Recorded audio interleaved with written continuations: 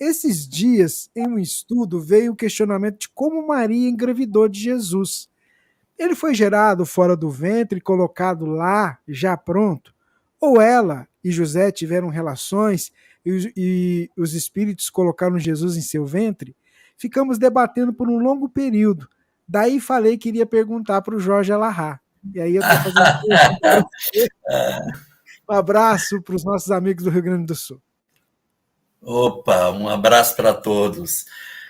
Pois é, essa é uma questão bastante interessante e que, de certa maneira, mobiliza a cristandade desde o princípio da sua história. Porque os textos evangélicos, a consulta do texto que está escrito no Evangelho, eles apontam, todos dois, tanto de Lucas como de Mateus, que são os únicos que trabalham a infância de Jesus, todos dois apontam a ideia de que de que Maria e José não teriam tido nenhum tipo de relacionamento. É o que está colocado no texto lá, porque é o que é dito. Inclusive, no proto-evangelho de Tiago, que é um evangelho apócrifo, e que, portanto, não teria, em princípio, nenhum compromisso nesse sentido, também reforça essa mesma tese. Olhando pelo lado dos evangelhos, pelo lado dos textos religiosos, não tem nenhum fio que você possa puxar para dizer tiveram um relacionamento. Não há. Não há nenhum indicativo nesse sentido. Do ponto de vista científico, a gente observa que existe a condição da concepção de forma natural, num relacionamento natural existente entre os dois.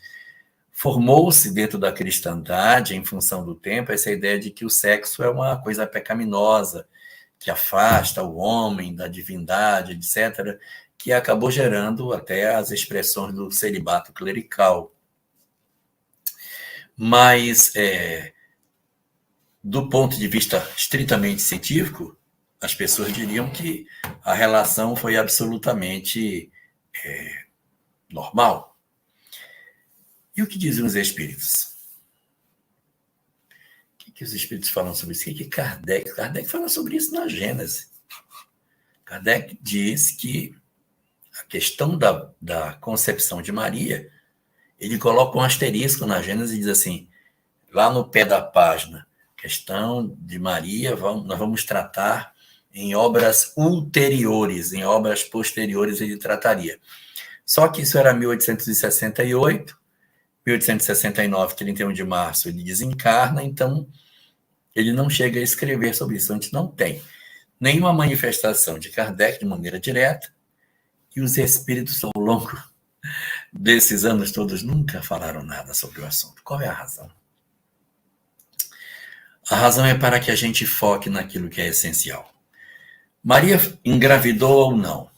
Foi uma concepção natural ou não? Olha, é possível ser natural, é possível que eles tenham materializado um espermatozoide, é possível muitas coisas, é possível que os evangelhos tenham ocultado a real história, sim, tudo isso é possível.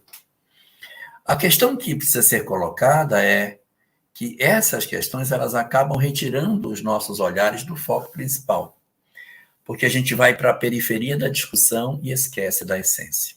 Os espíritos nunca trataram desse assunto, nunca discutiram essa questão. Então a gente fica assim, por que motivo que eles nunca tratam disso? Falam de tanta coisa e disso eles não falam?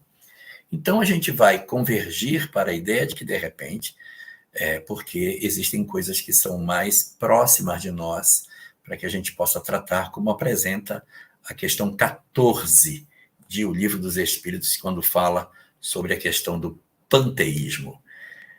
Nesse sentido, existem várias teorias tentando justificar todas essas coisas, todos esses pensamentos. Algumas que dizem que ela teria tido apenas um filho, que ela continuou virgem mesmo após o parto de Jesus. Então, começa a entrar uma série de pontos desnecessários para tentar justificá-la como como se uma mulher que não tivesse contato sexual com o homem fosse melhor. A gente conhece muitas moças que nunca tiveram contato sexual e que são profundamente perturbadas sexualmente, e outras mulheres que, mesmo tendo tido vida sexual, têm vida sexual, nem por isso afetou a sua divindade, a sua grandeza espiritual.